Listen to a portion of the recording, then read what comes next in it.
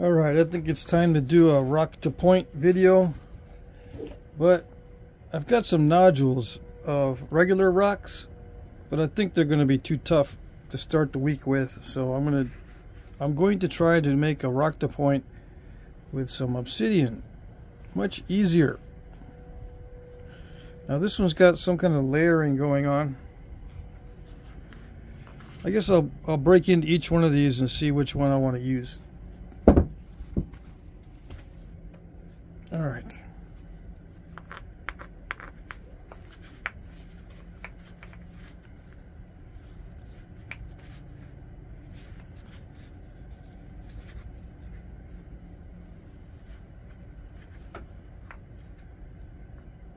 Try to get a big flake.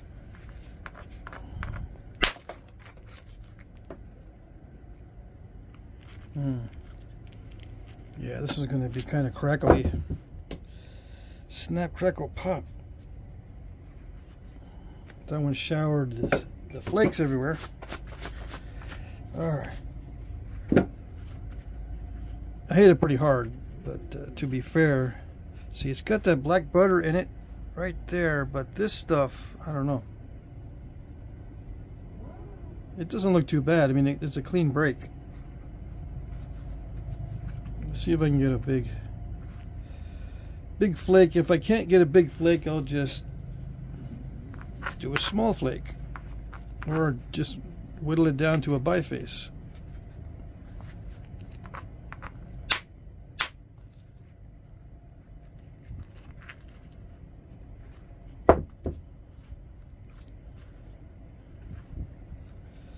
Yeah, I'll just whittle it down into a biface.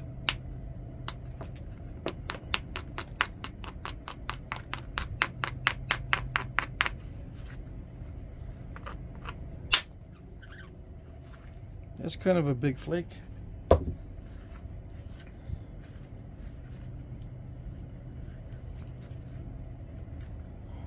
But probably not big enough. I'll lose quite a bit off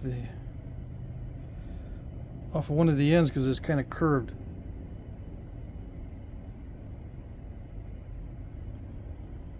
And who knows what this outer stuff is going to act like. Sometimes it has a big old crack. Yep. So we'll just continue.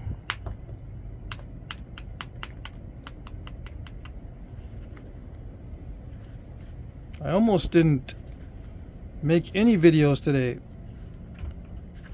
I was thinking I'm not really in the mood to make a video. But I can't always go by moods, because sometimes there's no reason for it.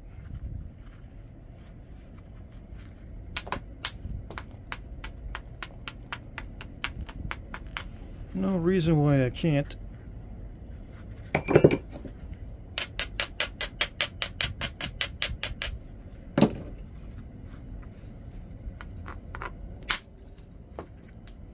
I'm getting some good flakes that I can use for later.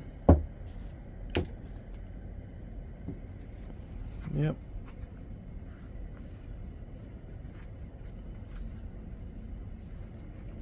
I always say that, but I never get around to using it.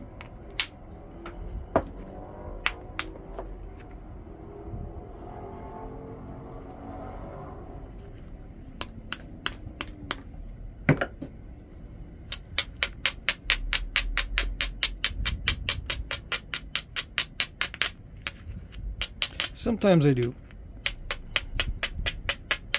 Once in a while.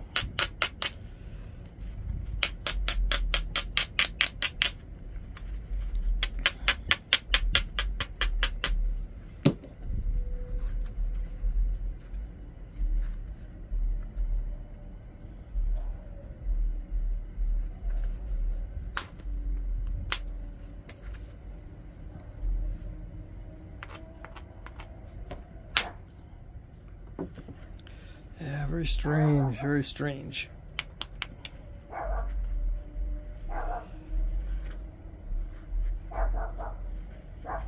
It's fracturing in a strange way.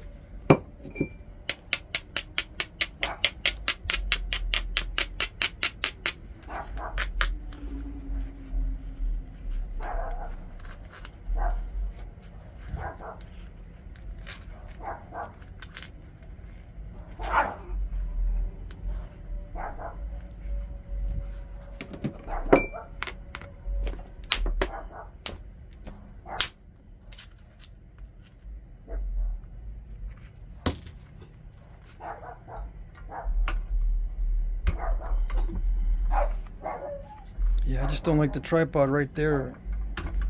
I can see better with it right in front of me, but I don't like the tripod in the background right there.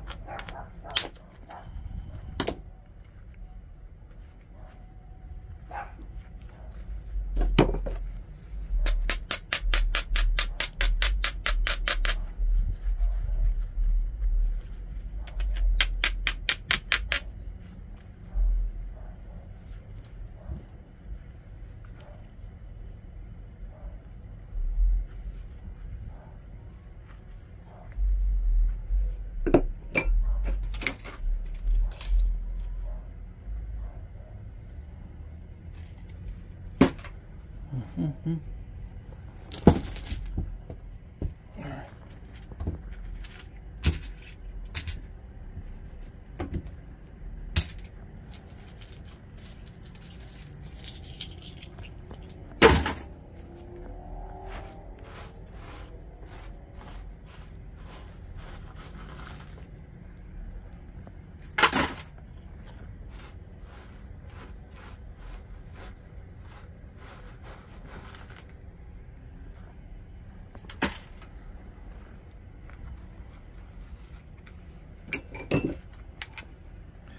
Five-eighths aluminum.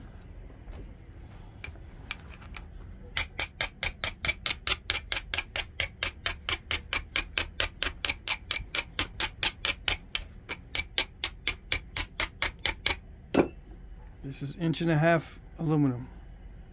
Let's see. Yeah, 1.5".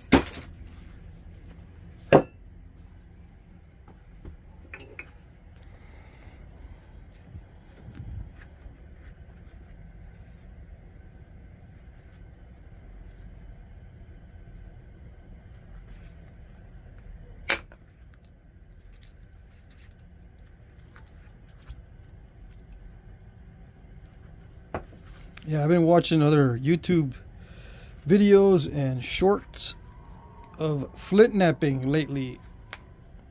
There was a span of time there I wasn't watching any Flintknapping videos, but I was watching some lately.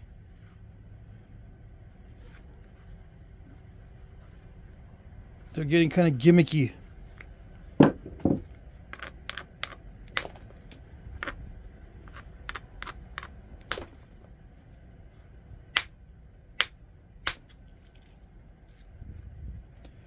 Yeah, like when they take a flake,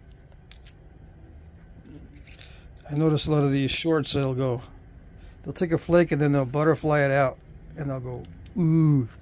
Well, they won't say ooh, but you know, they'll go like this with the opening up of the stone and butterfly it out so everyone else can go ooh. I don't go ooh because butterflying it out is not a skill. Yeah. I mean, the breaking of it is, but when you go like this, that seems to be what attracts the viewers when you do the little opening up of the stone thing. Yeah. Weird how that works.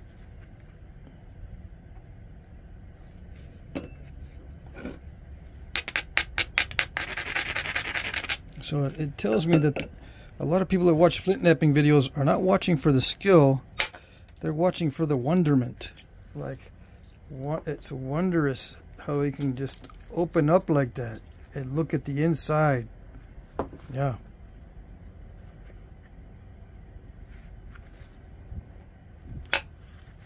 Especially if it's all nasty on the outside.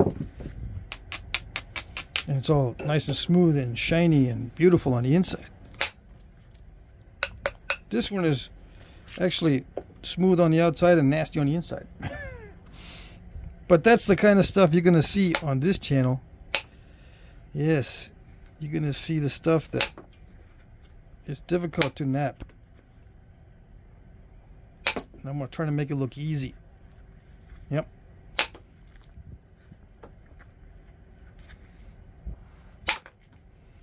Am I really trying to make it look easy? No, not really.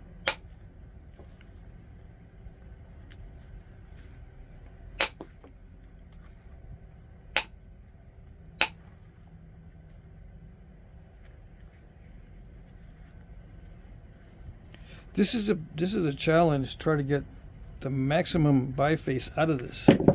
Yeah, I know. That's why you watch it. It's a common problem to maximize it. Ooh, there's a nice little butterfly. See, and just open it right up. Ha.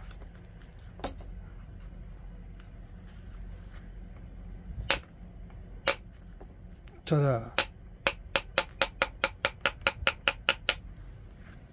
Ta-da. Except I don't say ta-da, I go voila. It's the French word. I like the French word much better than the ta-da. See? Voila. It's right there. Opens it right up. Hit right there and magic happens. Hit the edge. Easy peasy, right? So easy. Just open it right up. Ta-da.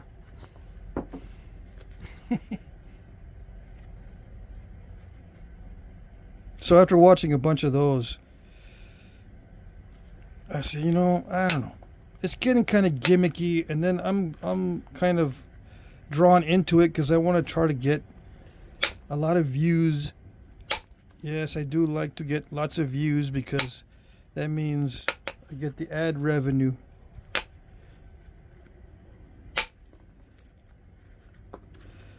But you know, it's kind of gimmicky. It's not really like health food. It's like junk food when you watch gimmicky type of things. You're not really learning much other than how to get views, which I suppose is valuable. I suppose.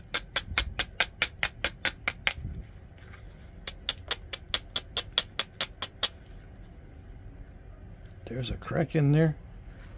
Yeah, of course there is.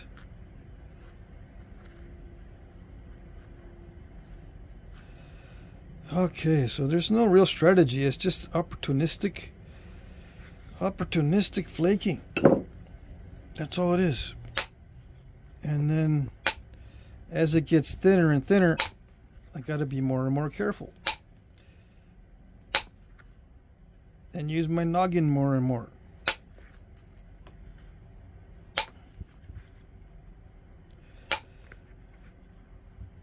I use the word noggin because I don't know how many times I watched Finding Nemo with my kids.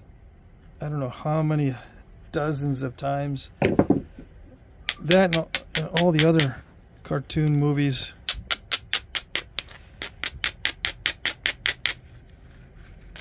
It just sticks with you.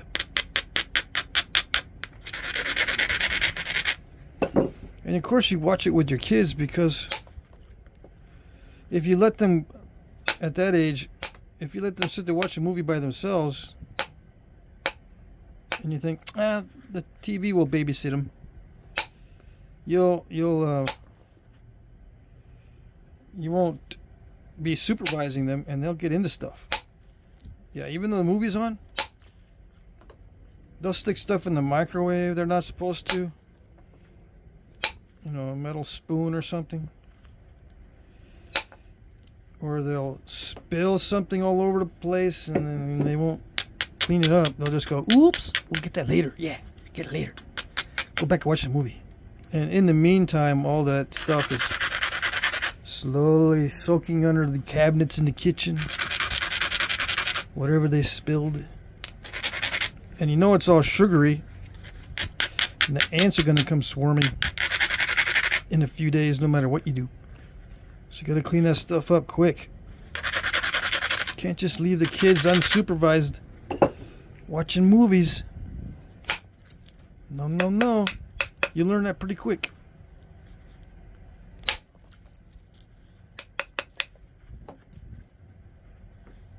And of course, you know, one of them's got to go to go to the bathroom, and he or she, they said, pause it, I'll come back, put it on pause. and then they don't put it on. Well, they do put it on for a second. They turn it back on when they think the bathroom person is taking too long. The bathroom person comes back and goes, starts complaining, and we're in the other room. What are the kids fighting about? You run over there. They turned it back on when I was in the bathroom. They turned it back on. Now they gotta rewind it, but they don't want to rewind it. Yeah, they don't want to.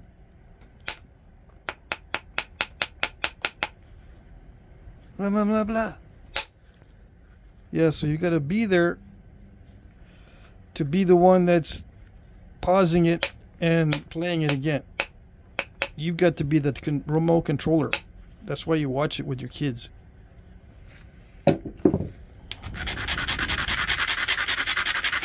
Yeah. Now, a dozen times, there's not much of an excuse for that other than you start to like it. I said, yeah, that's not a bad movie, actually. It's pretty good. It's funny. Pretty good stuff. Yeah. And then you start repeating lines from it with your kids. Remember that part? Blah, blah, blah, blah, blah. Oh, yes.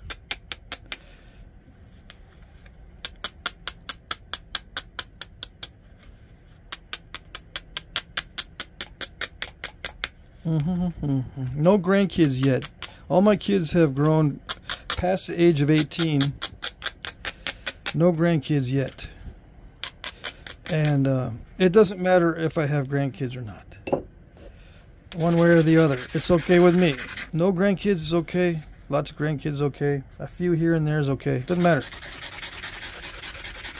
I'm kind of glad in a way that there isn't any yet. Just trying to sort things out right now.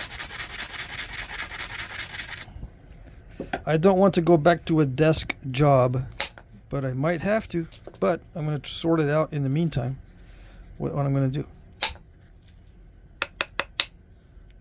And it's best to do that without added distractions or obligations or whatever.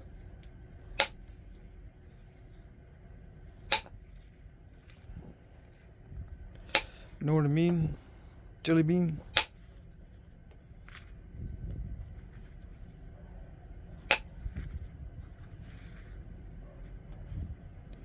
So everything's good right now. Oh, that was cool. You could do neat things with Obsidian. Yeah. Voila. Well, I should have flicked it like they do in the videos. Yeah. Just flick it off like a catapult.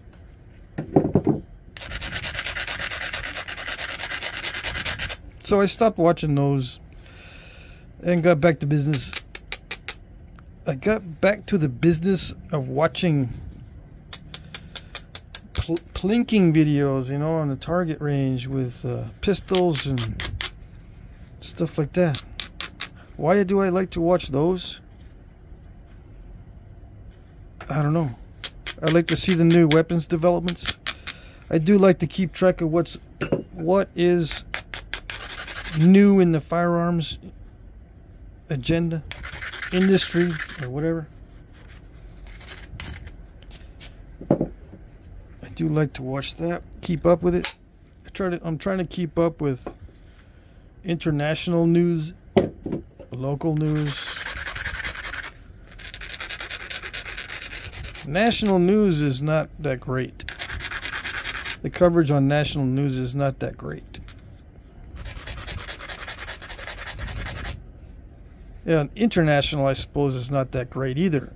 I was trying to figure out what's going on, and you can't really find any news organization that is reliably covering the international stuff.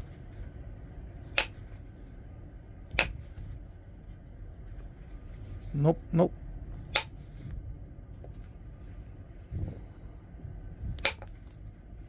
You actually got to go yourself and travel to see what's going on. It's ridiculous. I can't travel everywhere. I mean, I would like to. That'd be awesome. See firsthand what's going on. But nope, can't do it now. So turn on the news. That should be good enough, right? Heck no. At least get a little bit of information. Nope.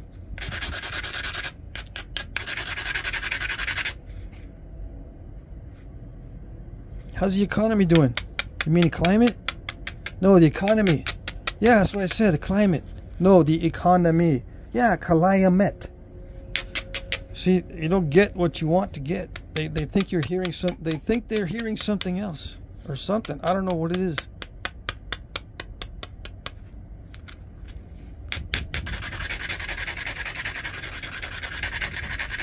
I don't know what it is.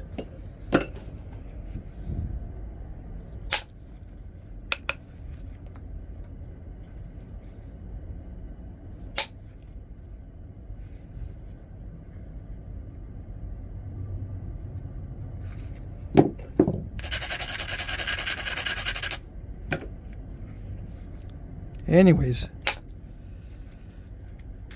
I'm transitioning into thinning down the thin piece.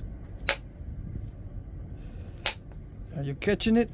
Did you catch where the transition was? Yeah, I cleaned up a little bit. That was a transition from rock to biface, but the transition from relatively thin piece to thinning the thin piece, I just went right straight into it. I didn't do a pause. Maybe it was talking about Finding Nemo. I don't even know when I went into the second phase or third phase or whatever it is. There are phases in Flintknapping. Yes, yes.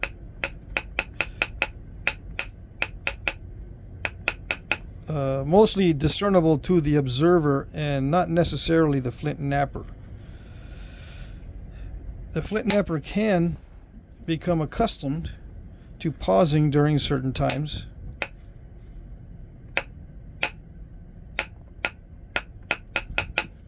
Some flint nappers, I imagine, would produce a bunch of these.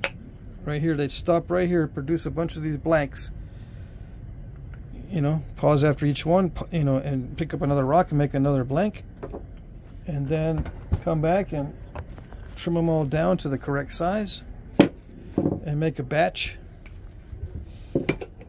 You know, 6 new atlatl darts or 6 or 10 new arrows, whatever. Maybe 6 or 7 new knives. Instead of making just one knife at a time, they make 6 or 7 or 8, I don't know. Bunch of knives. Keep them all handy. Or just a bunch of blades. You keep one handle. You can keep one handle probably your whole life. And just make a bunch of replacement blades. You know, like these. Make a bunch of these replacement blades before your main knife. And then you're all set. You can keep your knife handle for years. Let's see if it did it. No, it's snapped in half. But look, I can do this.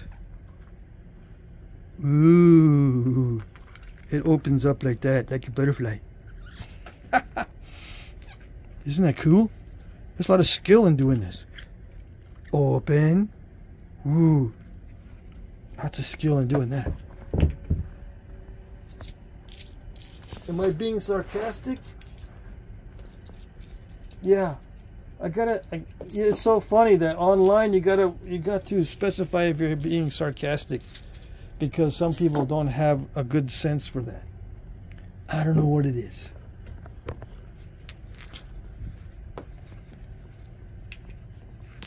You know, a lot of people like to have things explained to them like they're 5. And they like it when you say, I was being sarcastic. Something that's totally obvious. They want to hear what is totally obvious. Yep, because one of the worst things to do is to misinterpret something that most people will think it is totally obvious. Yeah, so you tell them what's totally obvious. And even though they know what it is, yeah, okay, yeah, I knew it was obvious. But I appreciate that you clarified that just in case it wasn't obvious enough and I missed it and I looked like a fool. Yeah, so I appreciate that. I don't look like a fool. It was obvious and I thought it was obvious. And you confirmed it was obvious, so I'm so glad it was obvious. Yes.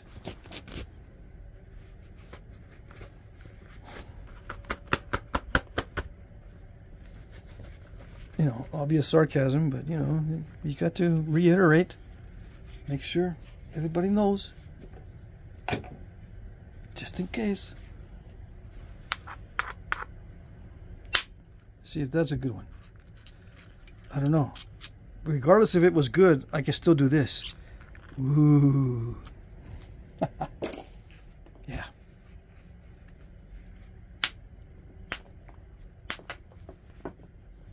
Now watch there be a ton of views just because of that. Wouldn't that be something? But you know, the analytics don't tell me that kind of stuff. I got to kind of try to figure it out from the other videos.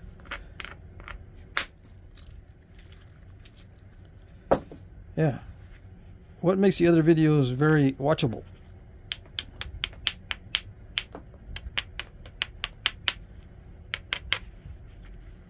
I don't know. I tried to figure it out. I think I spent maybe an hour trying to figure that out. What are these? Why are these other Flintknapping videos so popular? And I think I did figure it out at least one thing. They're not about Flintknapping. They're about showing what it looks like. It's not about the Flintknapping. It's about the showmanship. Yeah. The editing and the narration and the displaying of your knappings. You know, you display this, and you do the cuts and the edits. You cut out the parts that are boring and you leave in the ones that are exciting. And you don't look at what Flintknappers are after. You look at what the normies are looking at. You're editing for the normies. That's what I'm thinking.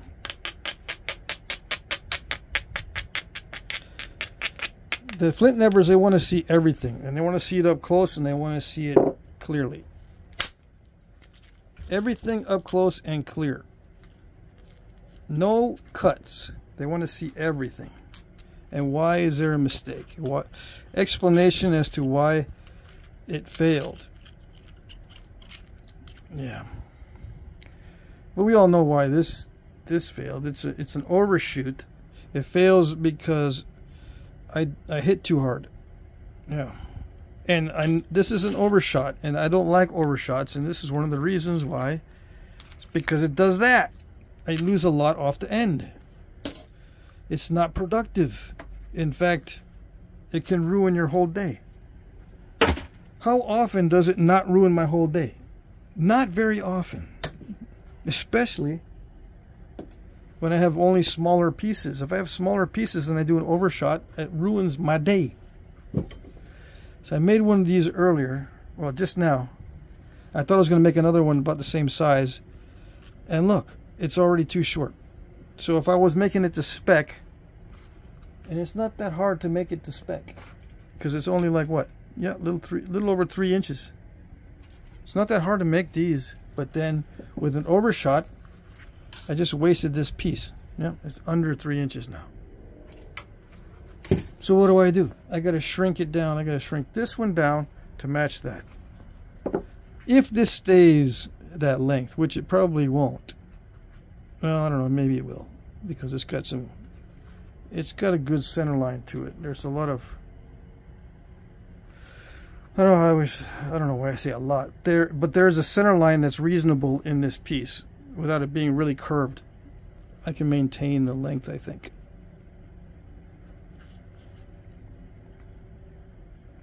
This is high grade stuff too. Yeah, that's a shame.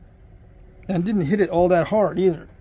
No, it was not a hard, irresponsibly hard hit. No, no, no. It was just reasonable. Yep. All right. And I suppose there's a technique for avoiding that. I just haven't snapped enough of those yet to figure out why they snapped exactly, other than too much force. But as a flint knappers, you know that it's not just the force that you've got to contend with. It's the direction of force.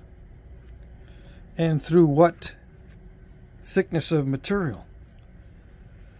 And what kind of material. There's a lot of factors involved in preventing mistakes. Or trying to limit the mistakes.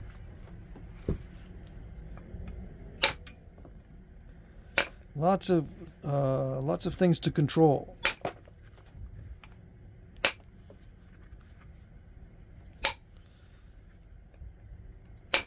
So instead of starting over, I'll just make doo-doo with what I got. Yeah. Besides, I don't have any other big pieces. I think I'm all out of my big obsidian pieces. Those are my last two big spalls, or big rocks. Well, no, I can't say that, because I always have one that surprises me, like, oh, I didn't know I had this big old obsidian rock stashed in this place. So I can't say that was my last one. I might have another one. Or these are my last two reasonably sized obsidian rocks. More than 3 inches. I got a bunch that are under 3 inches. There's another overshot. And no, I don't like them at all. To me, that's not cool. That's ugly. An overshot to me is ugly. Yeah. I'm not being sarcastic, okay, in that respect. Ugly, ugly. And I'm not kidding.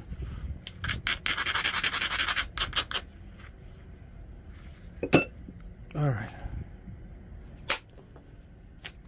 Some people think step fractures are ugly, which they are. I think overshots are ugly. I do. Does that make me biased? Well, I didn't really mind overshots in the beginning because I thought that maybe that was part of the process. If I'm doing overshots, I'm doing something right. And I found out over time, no, that's not right. I mean, you get overshots, it doesn't mean you're doing something right. It means you're doing something wrong. Because they will ruin your day. More often than not. And if you try to get them and you don't, that also ruins your day. If you need an overshot on a face to make it look like something you're replicating and you end up not getting it because it step fractures halfway or something happens, the edge crushes, a big old crush or a big old bite gets taken out, one of the reverse overshots instead of a full overshot, it ruins your day. Yeah. I'm trying not to get them, but this is very overshotish type stuff. Yeah, just like snap and halfish, there is overshotish type material. I did not hit that hard at all. Nope. Trying to see here. And I hit that like that so I could thin it without snapping it in half, because I could be thinning it from the base, but I'd rather thin it from the sides. So now I might have to switch. I was going to make this the tip and that the base, but now if this ends up getting more narrow up here, this is going to be the tip. We shall see. How much did I lose? It's still about 3, so I haven't lost that much since the last time I measured. But I lost, I can't do a wide base anymore like this one. It's got to be narrow. Now, if it's going to be narrow, let me think here. Can I do a narrow, thick point with lots of nice parallel flaking? Now, that'd be an idea. It's getting kind of almondy. So,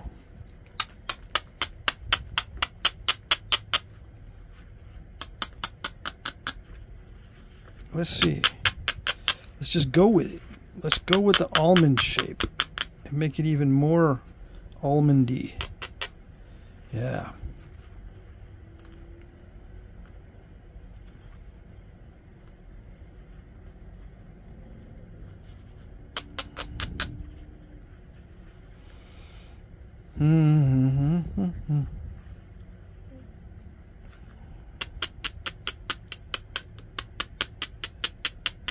I'm going to have to lose some length because there's no symmetry. To get the symmetry, I've got to lose a little bit of length, but we'll do it as late as possible. As far as taking care of the symmetry. I'm going to do the edge first. Let's switch to steel to do some of the edge work. Why? Just because the tip of the steel is smaller. I can get in there and just take off little bitty flakes.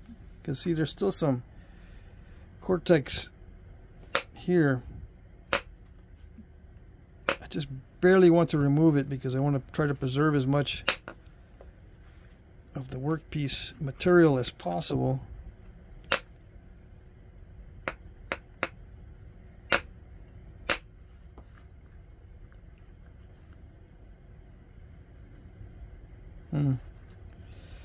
This is high grade stuff. If it just wasn't so overshot-ish.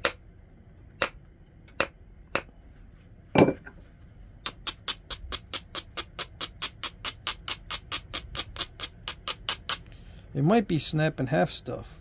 It might be. But I'm going to leave it thick, so I don't think I have to worry about that snap in half stuff. The other one seemed to be, you know, very easy to thin down.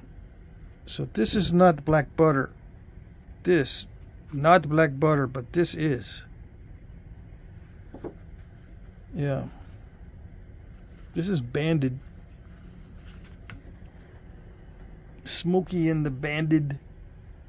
You can just barely see the bands because it's so smoky. Yeah, there it is. Smoky and the banded. No one knows what I mean. What is he talking about? I think there's a movie called Smokey and the Bandit. Smokey and the Bandit.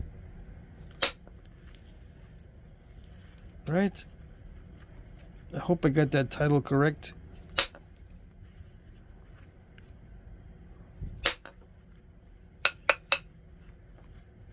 I think I actually saw that movie in the theater when it was released in theaters.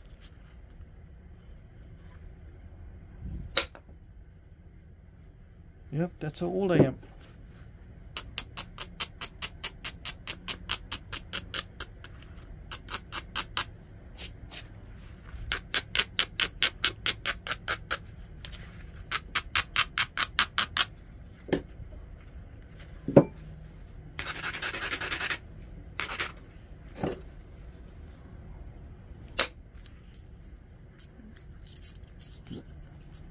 See? Let me launch it like a catapult.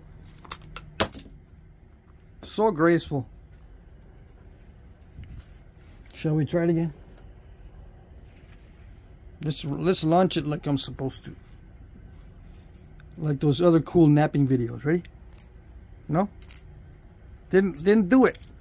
Let's do it again. Ready? Let's try to launch it. Nope. Let's try it again. See, in those videos, there it goes. You just cut out the flippity floppity droppity and just film that one that, you know, do the editing. Perfect editing. Yeah. Maybe that's what I should do. I was seriously thinking about that and looking all over for editing software and messing around with the editing software on the computer that's already there, and I wasted a day or two. wasted. So I'm thinking to myself, I don't know, this is not for flint nappers. That editing that I'm looking to do is not for flint nappers. It's for show. It's really not for flint nappers. They don't need to see the flick or the open like a butterfly. Nope. It's a waste of time. Although it's not a waste of time to learn the editing.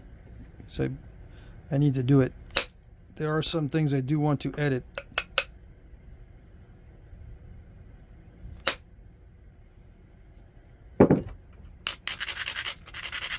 But this process of getting it thin, or in this case, making it so it's not too thin, maintaining its thickness, but also maintaining its symmetry and its smooth surfaceness.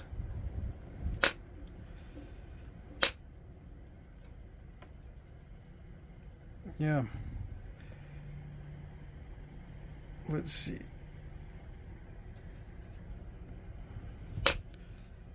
That's what I want to put on video.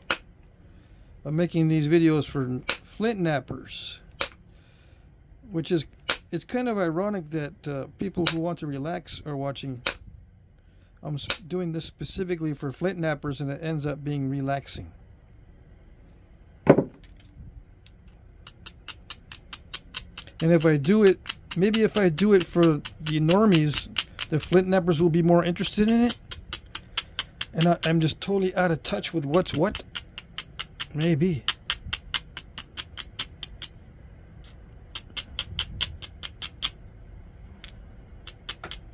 Maybe I just don't get it.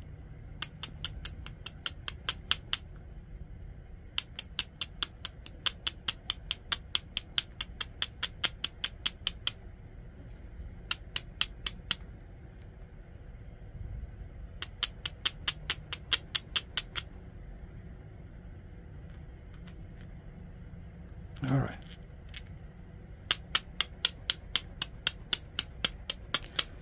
At some point, I got to put the symmetry in here.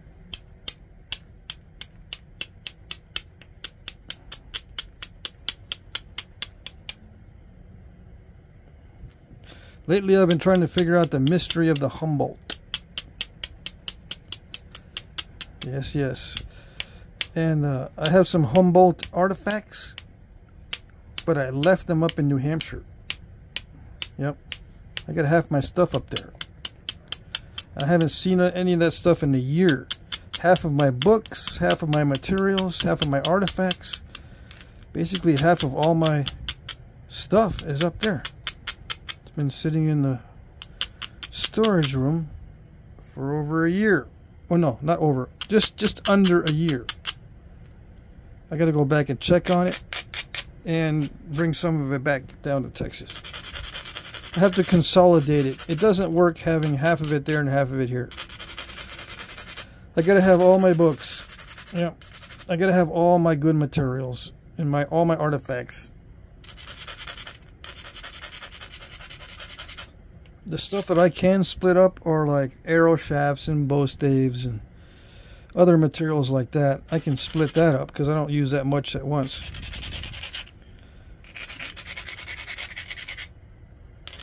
You know, shipping supplies, boxes and cardboard and packaging and all that. I can split that up, but if I split up my books, it's a pain in the butt. Yeah.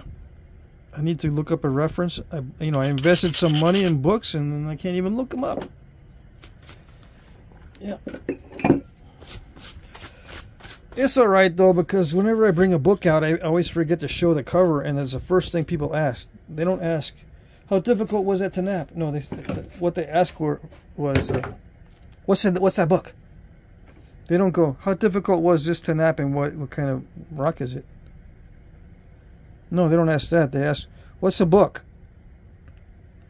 Heck with the napping. I want to know the book. I should just show books in my videos. Yeah.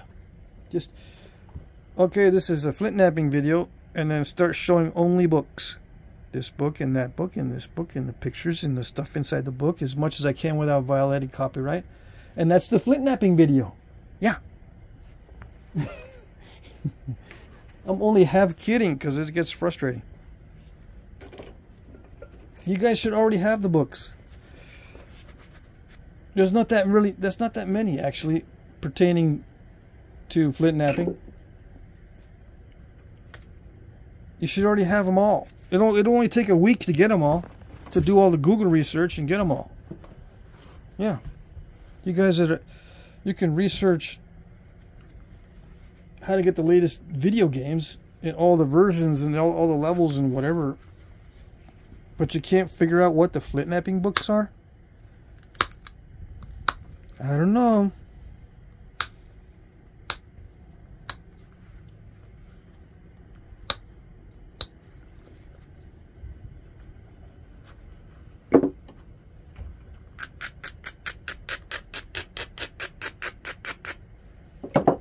It all comes down to interest, I suppose. This is a very niche hobby. It's very few, comparatively speaking. In the world of hobbies, this is not a very popular one. Although it's getting more popular, which is good and bad. But yeah, it's not that well known.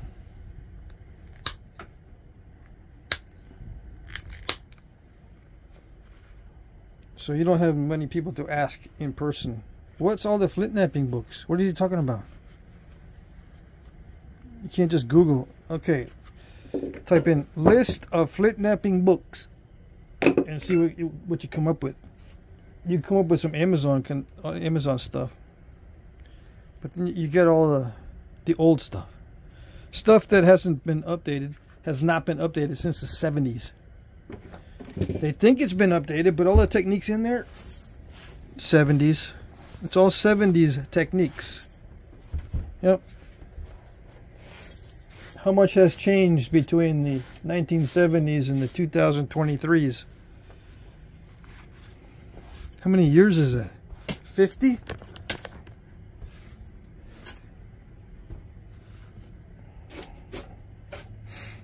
I'm trying to think. Well, reverse indirect. But there's other things, you know. There's the horizontal punch indirect. That was not very popular until I started making the videos of my particular style of behind the knee. Yeah, it sounds like I'm bragging, but there wasn't very many horizontal punch videos except for rocker punch type videos before I came up with the behind the knee stuff. I started posting it on videos, and then everyone's, what's that? Never seen that before. And then everyone, you know, when you have a new technique, people think it's odd. Like, just watch this reverse indirect. It's been around for a while, and people in India use it, and I guess wherever they're making those tourist points. It's been around for years, but it'll be slow to catch on in the Flintknapping community, and people will look at you like you're odd when you're using it. And the videos are out there now, but everyone's going to be living under rocks, and they won't even see them. And they'll be at a nap-in, and you'll be doing the reverse indirect, and you'll have a little group around you going, what is that? It looks a little odd. Aren't you going to hurt yourself? Isn't that going to break it? And they get all the questions, all these questions. You're hitting the arrowhead. What's wrong with you? They won't say that, but they'll look at you like that. Yeah. Just like when I used to, this is what I used to do, and no one was doing this before well, I don't know, before me, but when I would do this, I would hold it like this with the tail hanging out in the wind and do the indirect horizontal punch behind the knee thing at the nap ends, and they would go, aren't you gonna break it like that? It's just hanging out in the breeze and you're hitting it. And I'm saying, well, just hold on and see if it breaks. Just keep watching. And then I would nap it all the way around, and then they wouldn't say nothing. It's so funny. They're quick to say, isn't it gonna break? Or, I think it's gonna break if you do it that way. Or they look at you funny, but then nothing happens and they don't say nothing. Yeah.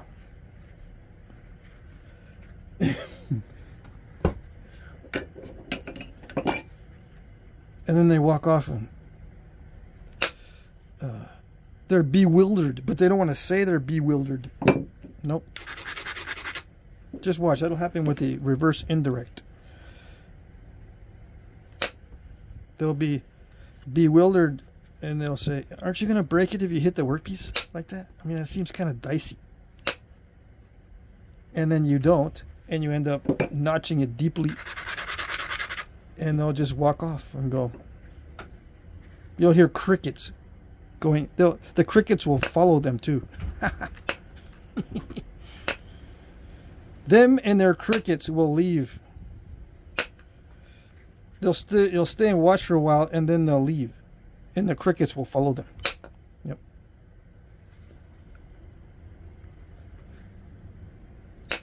That's flint napping, when there's something new.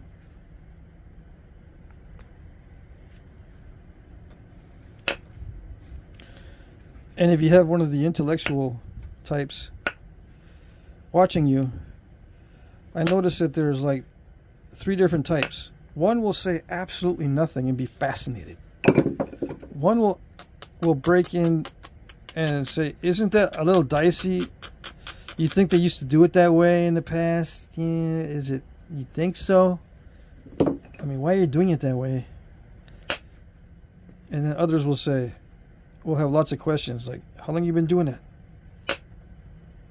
To be very curious and ask questions. Very rarely do you get number 3. You usually get number 1. They just watch and don't say anything. If they're with a buddy, they'll look at each other and they'll do the little secret head nods, either yes or no to each other. Little head nods every now and then, and you'll hear a whisper, and then one of them will nod or shake their head. It's secret intellectual code.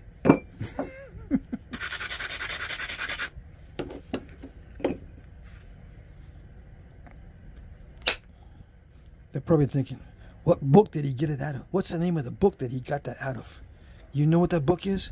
No, I don't. He's nodding. No, I don't. It's got to be in a book somewhere. What book is it? Yeah. If it's not in a book, I don't know what. I don't know what we're going to do. Have you seen it in a book? And the other guy nods his head no. That must be what they're talking about, because I don't know what else they would be talking about.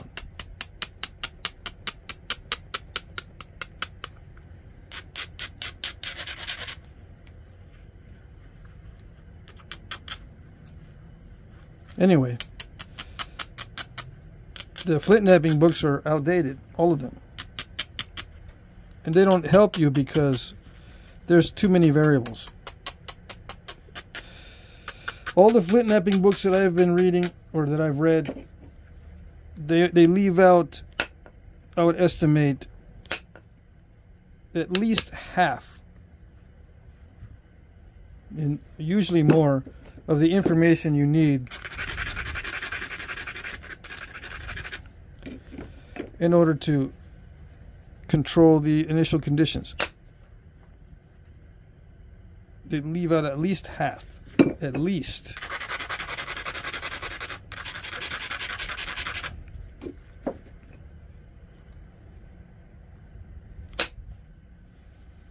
So, wise guys out there are going, okay, start naming off what they're leaving out in the books. What are they leaving out?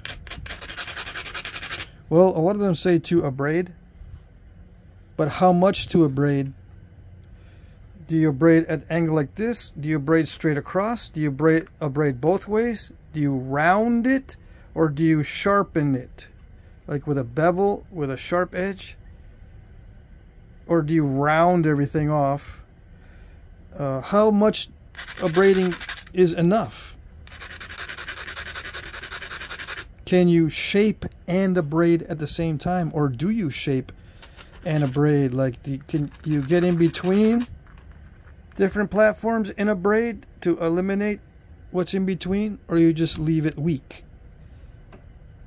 Do you have to abrade the surface at all? Does it help to abrade the surface? Like some people like to abrade the surface. There's a lot more to abrading than they let on. And some of them don't even get into it at all in the books. I don't discuss it very much. I just leave it up to you to notice what's abraded and what's not, at what angle and all that. How long do I spend abrading? How necessary is it? Was it on the artifacts? Do the Flintknapping books discuss how much abrading was on the artifacts?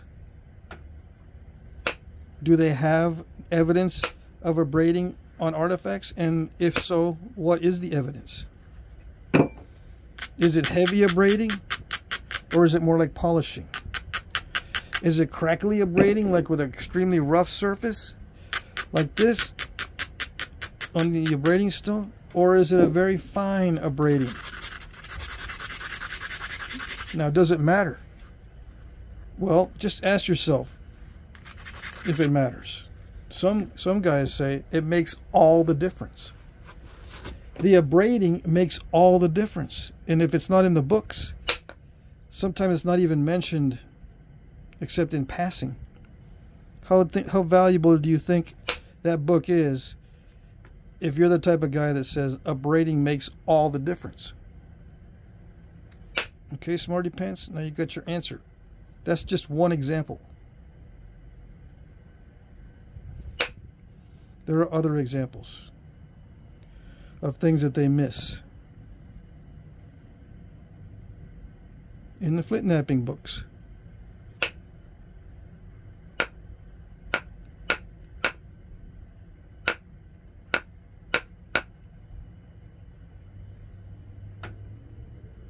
I'm trying to think of what else is very obvious that's not some of the advanced stuff.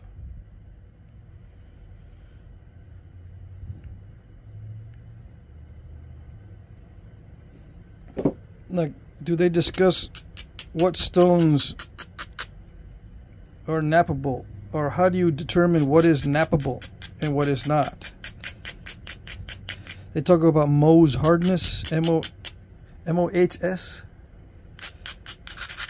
Right? Some stones are extremely hard and some are not. How does that translate into the knappability of the stone? Or does it even matter? Are you learning something useless? What does the hardness have to do with anything?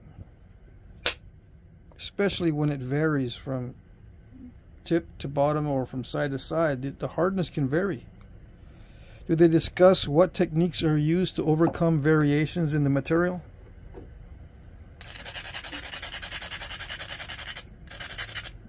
How much do they discuss hardness and variation and knappability?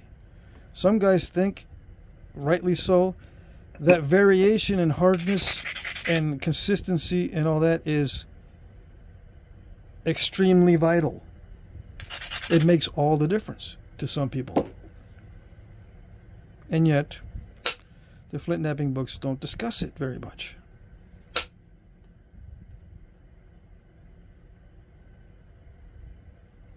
And if they do, it's in passing.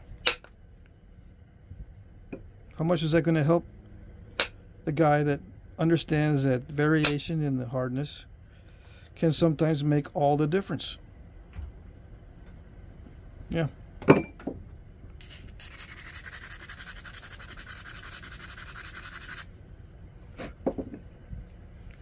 And yada yada yada. Do I want to write a Flintknapping book? Yes, I do. I do want to write a Flintknapping book. What is stopping me? I've been trying to figure that out for years, and I come up with one thing every single time, and its initials are ADHD. That's funny. Its initials are that because that's the same thing as a mental disorder. Yeah. In case you missed it, I was being sarcastic. Or facetious or whatever. Yeah.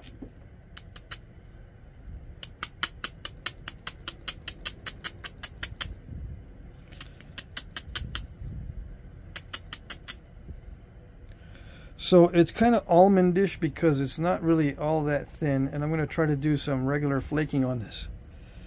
Alright, let me just get it to where it's straighter. I need to get rid of this. Well, I guess the lump is on this side. Yeah. Let me straighten it out here.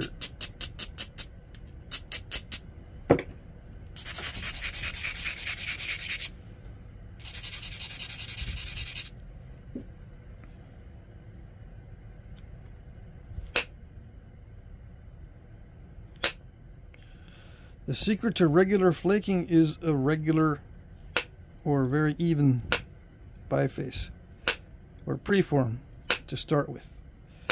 Biface and preform are not interchangeable terms, by the way, even though I probably used them by mistake, interchanged them by mistake. A biface is just napped, more than 60% on both sides, but a preform is very specific to the type of point that you're making. It's a specific thing. A preform is specific to the type of point that you're making, and it has to be heading in the direction of the type of point. It can't be just a generic preform for various different points. It has to be specific to the type of point you're working on. Otherwise, it's still a biface. It's only a preform if it's heading in the trajectory of the type of point that you're imagining.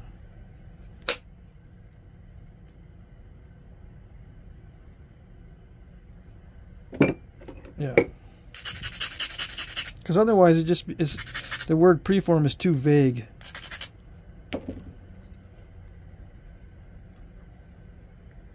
We're going to narrow it down a little bit.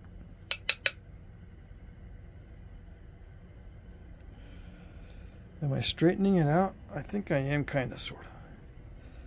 Alright, but since this is random flaking, I'm not going to be able to get it perfect for the nice flake pattern passes. We'll see. Maybe I can work some magic because I've been practicing off camera yesterday. Yep. I did what I usually don't do. I usually do not practice off camera,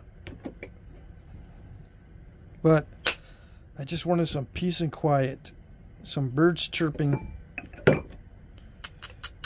maybe a video or two in the background.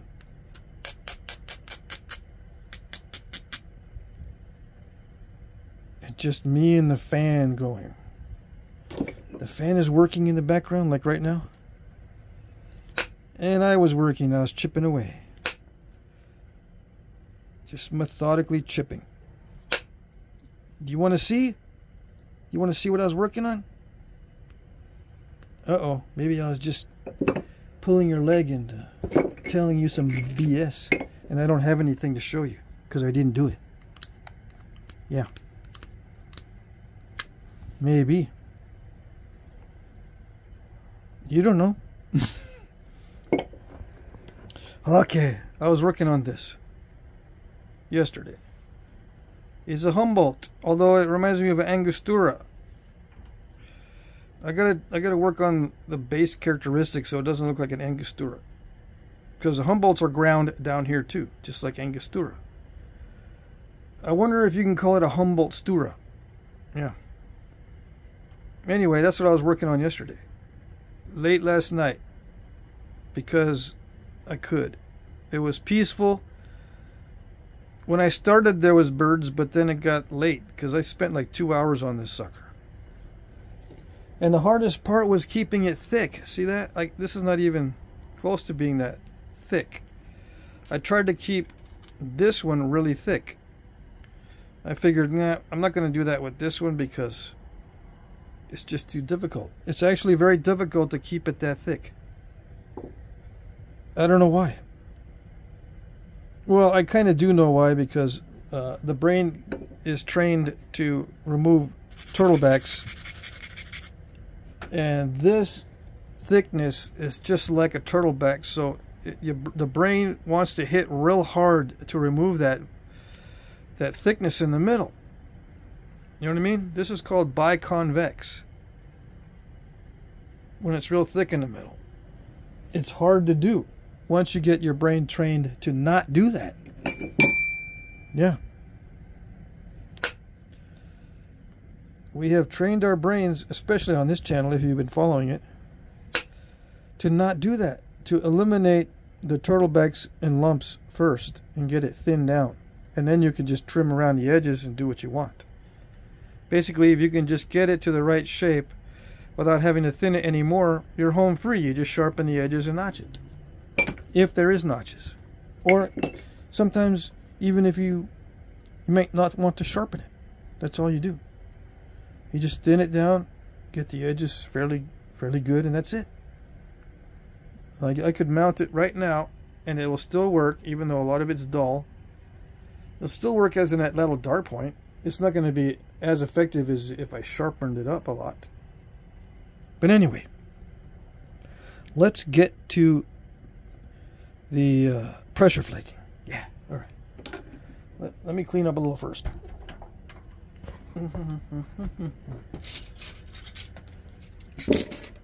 Okay. I don't like having all this debris. All this stuff. Besides, I need to rest my eyes a little bit, and then I can work the magic. That's the idea. Yeah.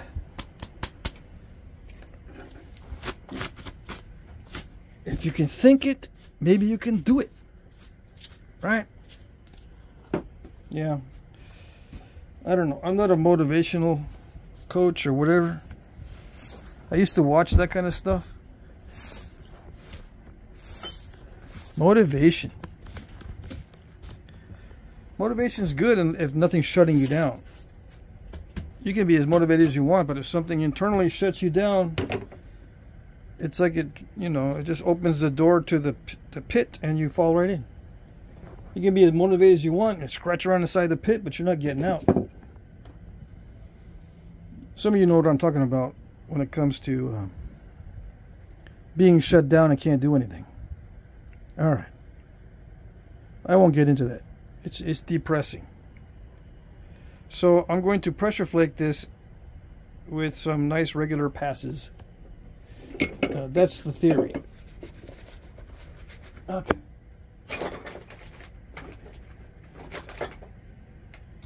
Got some new gloves. No holes. So the flakes are not going to sneak into holes, although these are kind of soft gloves. They can be made holy very easily. Let's see, what is bugging me on this one? Something's bugging me in here. It's not the label. It says staple.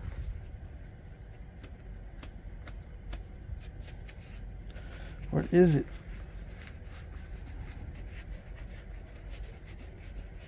Okay, I don't feel it. No, I did feel a little bit of scratchiness. Alright. I can't have any itchiness. You guys know that already. Okay. Alright, so abrading, before I do this regularization, there's a lot of abrading involved in this particular type of technique. And I'm getting more into this sort of technique where everything's abrading and chip, abrade and chip, and abrade and chip. This kind of stuff. I normally don't do much of it, but I'm getting into it. Okay.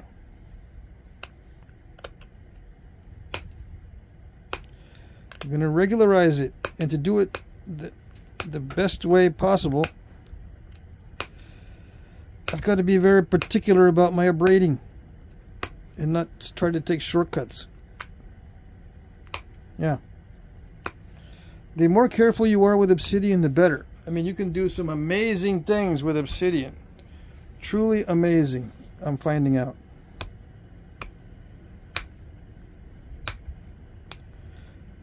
Yep.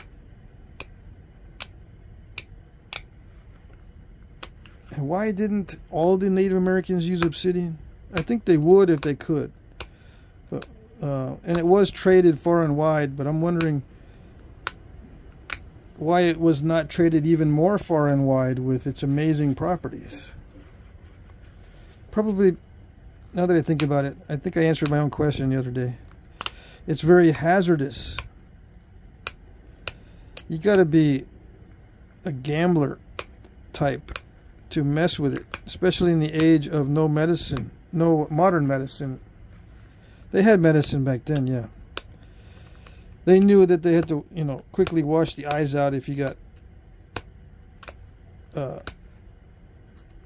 one of these shards in your eye, or at least try to get it out. They had methods of getting it out quickly, and methods of dealing with cuts and all that stuff. But it's so much more dicey and risky and gambly than chert or flint. Yeah, it is more dicey to work with. I think that's why it was not traded even further and wider than it was. Because you can, like I said, you can do amazing things with Obsidian.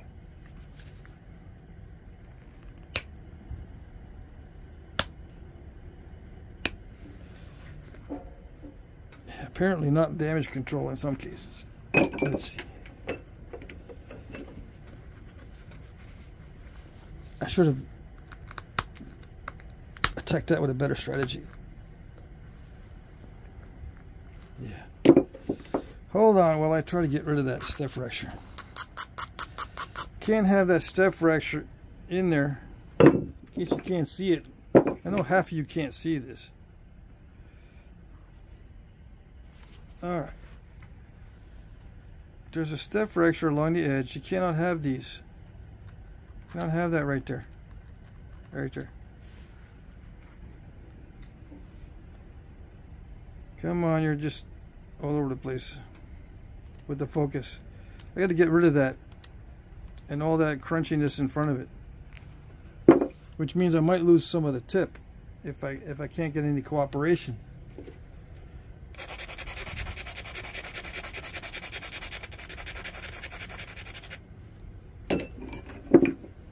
Okay. I don't know exactly how I'm going to do it. I'm just going to be kind of randomly picking at it. I'm coming in from the side. I came in from the top and pushed downward that way, and hopefully, I was hoping that I put the flaker right there, and it popped out this way and that way, and it managed to get a lot of the step fracture. Now maybe I can push on the face of that one, because it snuck around the back side of that step fracture. The flake I just did snuck around the back side of the step fracture, so if I push the face, it might be easier to remove. A second ago, I couldn't get anything to move. Yeah, I got to sharpen this. I got a feeling if I sharpen it enough, I'll be able to get in there.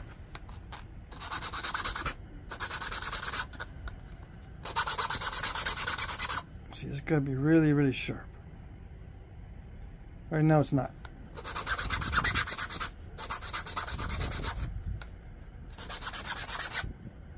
See, See, this is the stuff that I do for flint knappers that probably, instead of getting views from the normies, it gets a channel change.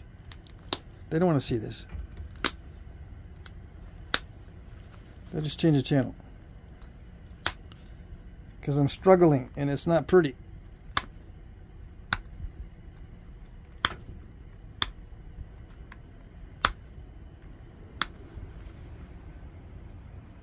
Did it do it?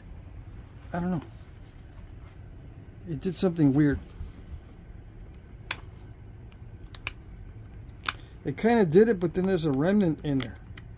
The flake didn't pop all the way out. There it goes. See? That right there?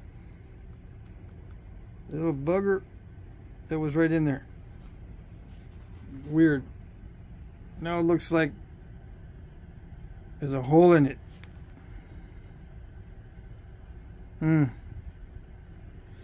We shall see. You know, you never know until you try pressure flaking over it.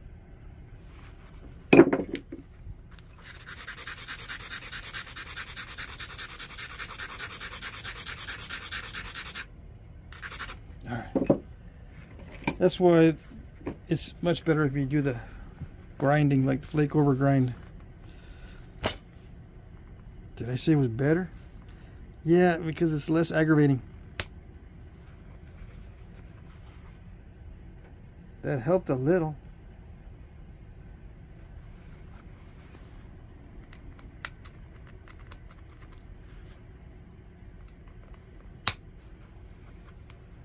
Did that finish it? Come on. Almost. Are we almost there? I took a big bite out of the edge. I don't care. Let's just continue. I think it's good enough. Yeah, it's good enough.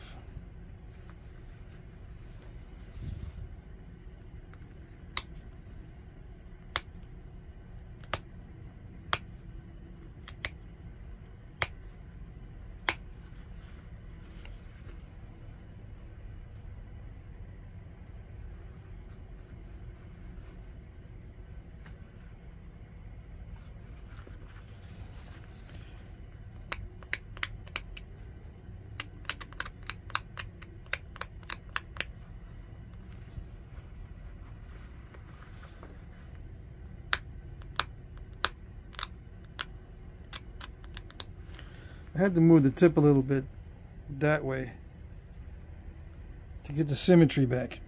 All right.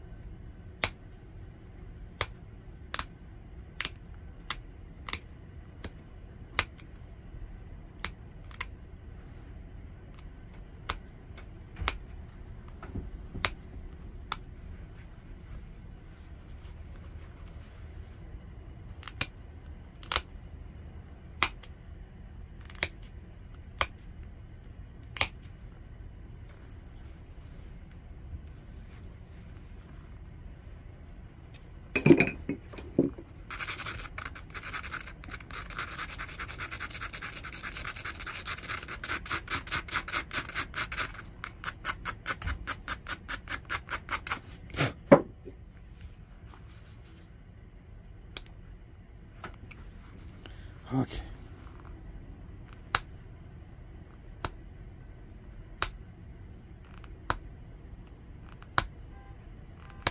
Come on.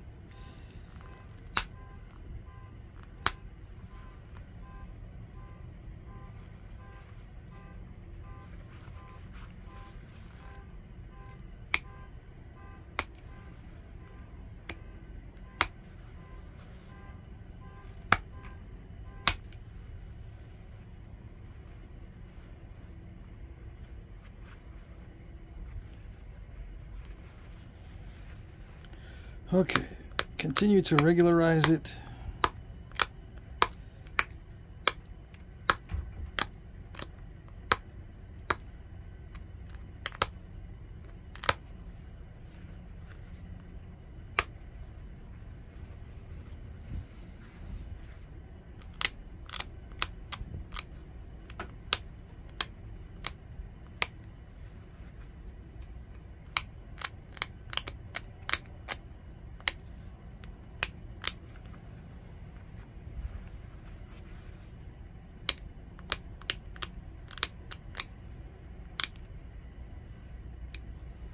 Okay, now I can do the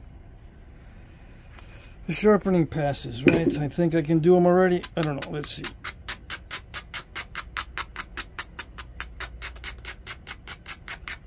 Is it regular enough? Yeah, I'll just do it randomly. I won't do it sequentially. I'll just pick here and there, and try to get long, narrow flakes.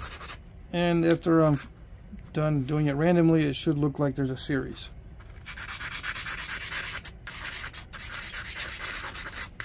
When in actuality, it was done randomly. Okay. So what I'll do is I'll pick at the lumpy areas first with long flakes.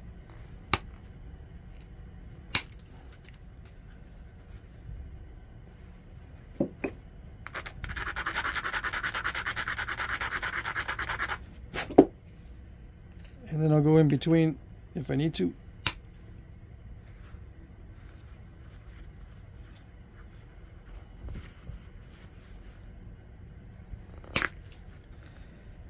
Yeah, I think that's the most expedient, trouble-free way, is just to go after the lumpy areas.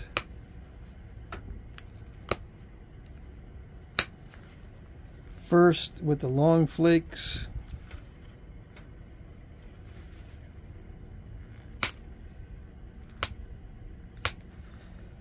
I can always do the ones in between a little bit later.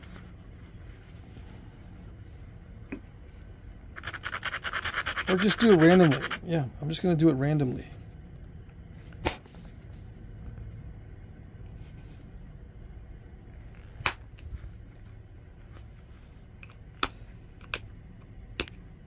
That one was not a long flake. That was a big old wide flake. But it helped to make the surface more regular.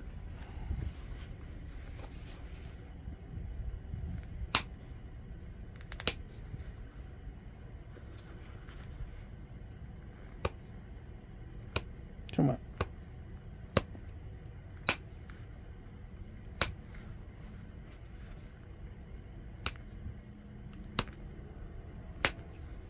How did I do the other one that I worked on last night?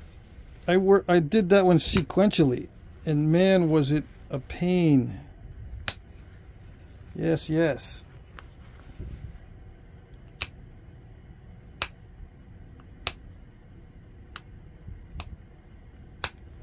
I am so glad I did not do that one on video. It was not pretty. It was mostly damage control. Trying to do it sequentially with an irregular surface it essentially is just damage control.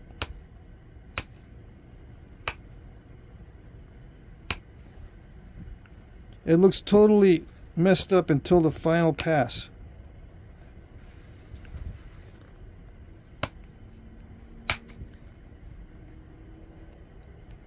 Or until the final few flakes, I should say. Not the final pass, because I was not able to achieve a complete single pass on the other one. It has to be semi-random. Mostly sequential, but I would do a sequence of flakes, and then something would happen, and then I had damage control it, and then come in from some other direction to do the sequence and match up the sequences, and just kind of do that all over the place.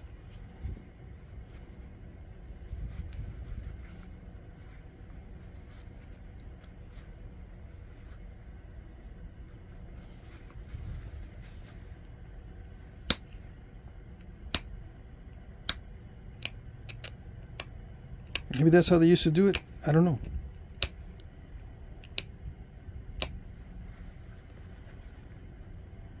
I thought I was saving some time by doing it kind of randomly, but I don't know.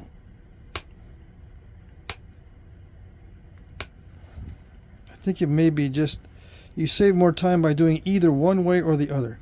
Either you're able to do a single pass, or you do it just randomly, but not a sequential bit and then stop and damage control and then do another little sequence and then stop and damage control and do another sequence, stop and damage control.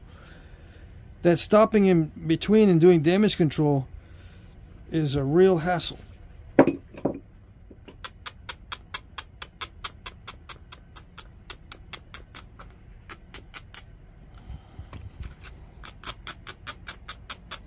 I suppose that's what you have to go through in the beginning.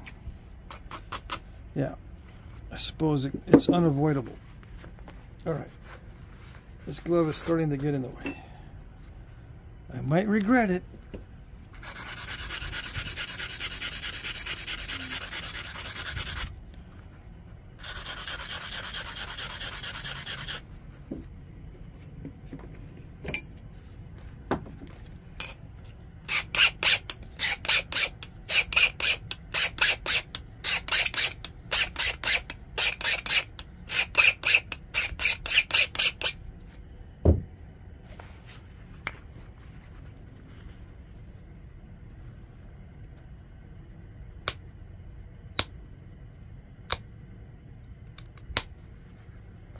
Still just going after the lumpy spots first.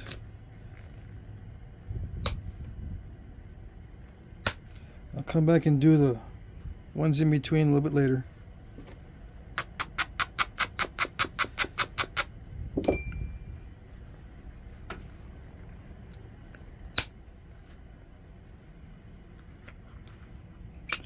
I'm not sure if the pad is stopping those or not. I think they are. I think the pad is stopping those.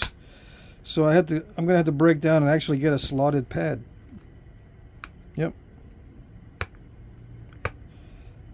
Well, make a slotted pad.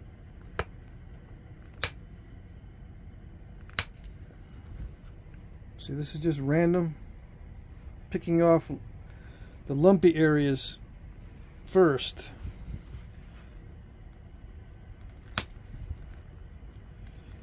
But it looks sequential. Kind of, sort of. Yeah, it does look sequential, like I went down. Kind of, sort of. Unless you look, if you look very carefully at how these flakes are made, each one of them, you can see it's random. Yeah, you can see that it is a random flake pattern. If you look carefully and see how the flakes overlap each other.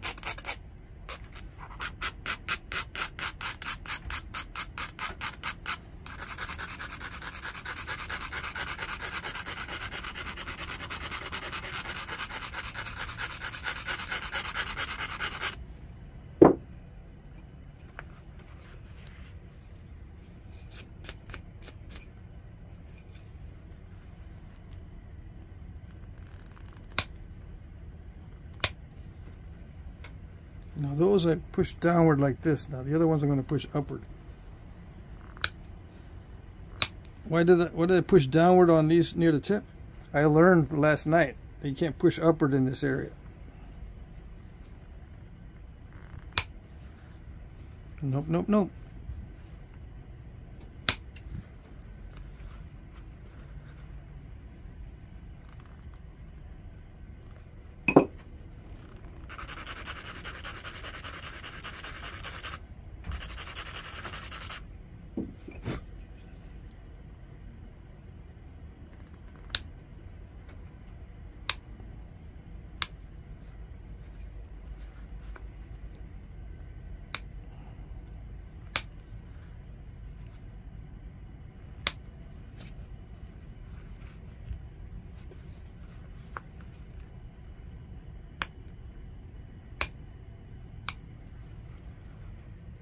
Sometimes I can't push on that one side because it will mess up the straightness of the edge.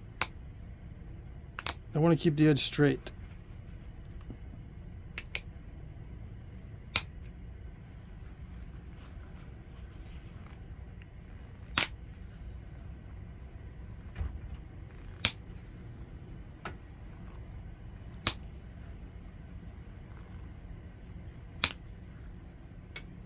And I'm kind of pushing in various directions, guiding the flake where I want, depending on where the lumpy spot is.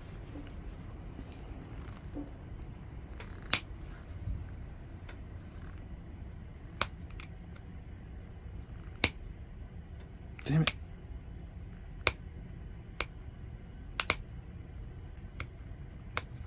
No matter what I do, I can't avoid those little step fractures sometimes.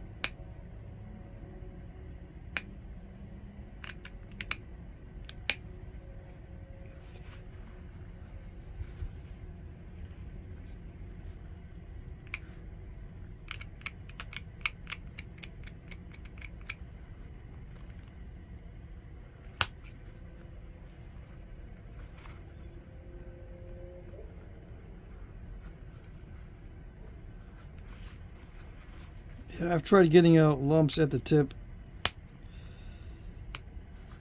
with pressure. The lumpy areas like this, I can't get those off with pressure.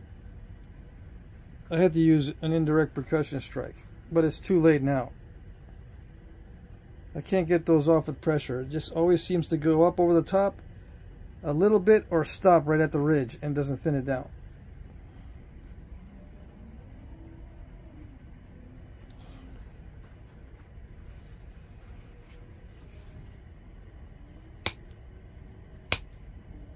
Eventually I'll figure out how to do those. I might have to flake from the tip going in.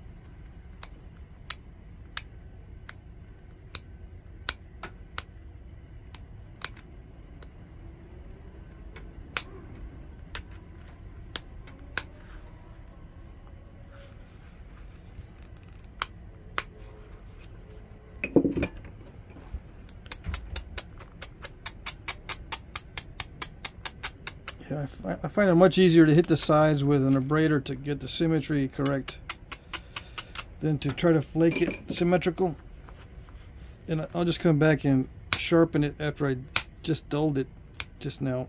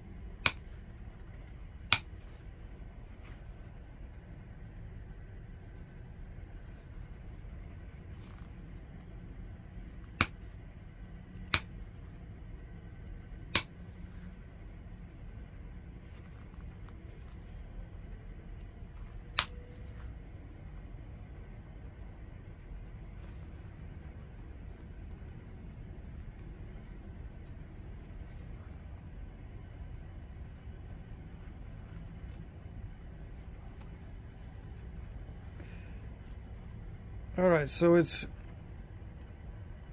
mostly pressure flaked. There's still some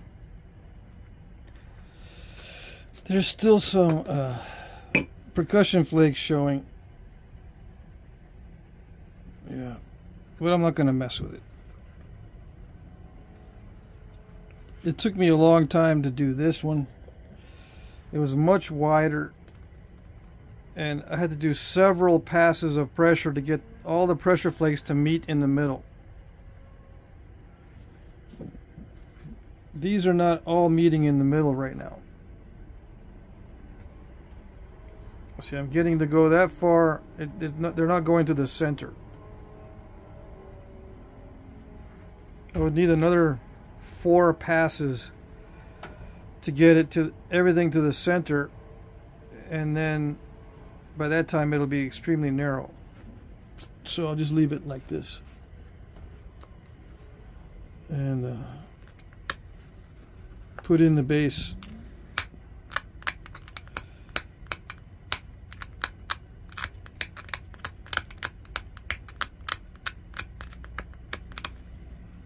Humbolt style base.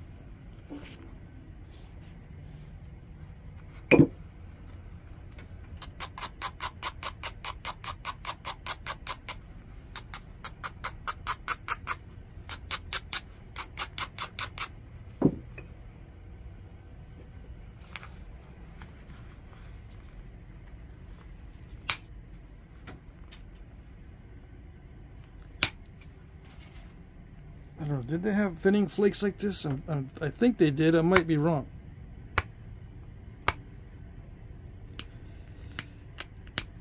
I just looked at the Humboldt today.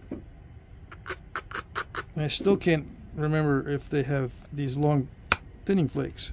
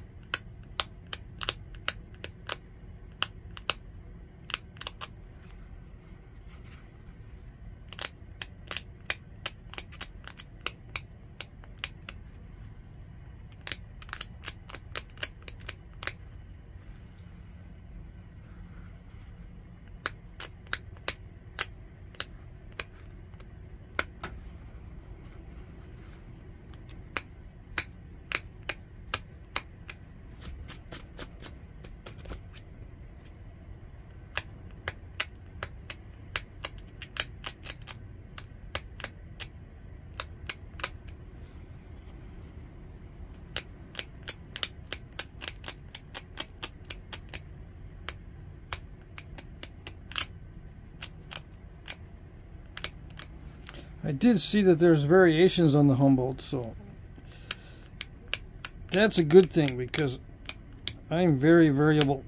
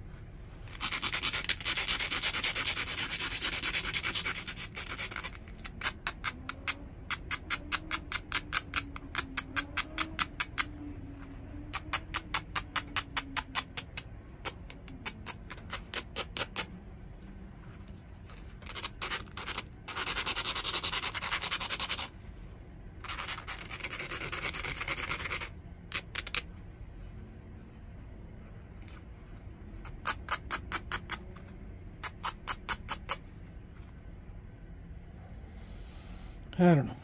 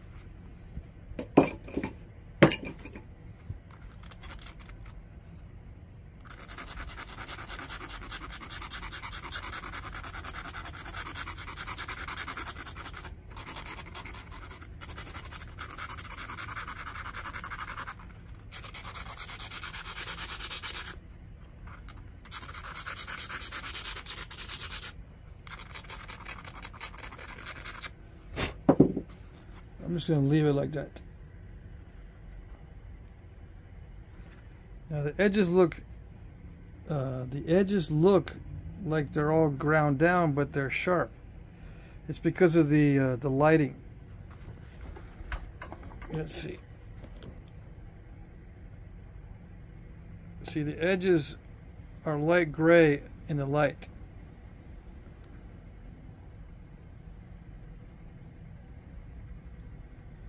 So it looks like they're all dull, but they're sharp.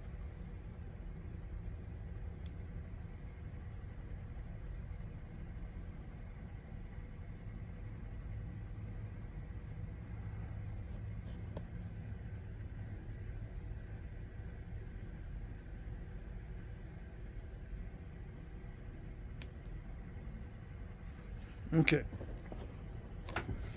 All right, so that's the attempt at Humboldt for this round.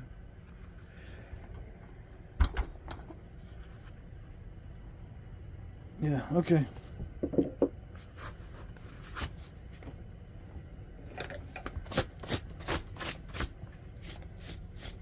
I didn't do a very good job at doing the pressure flaking, but it was too thin to begin with, and I didn't want to continue doing the passes. Yeah, one more pass would have been a little bit more regular. It lost a ½ inch through all that.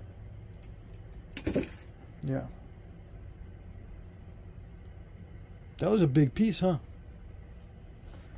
Kind of, sort of.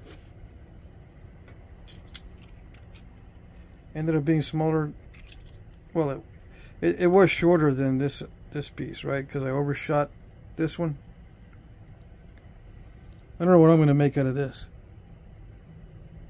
Maybe I'll just leave it as a, or, you know, sharpen it up and leave it as a leaf-shaped blade. Or maybe I'll make a,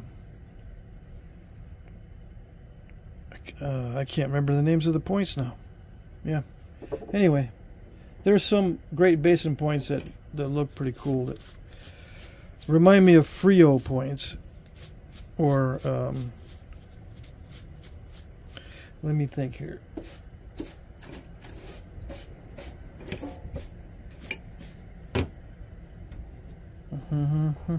I can't remember the name. Anyway,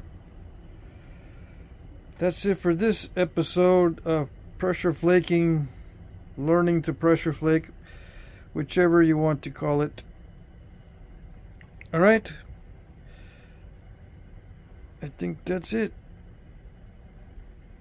Okay.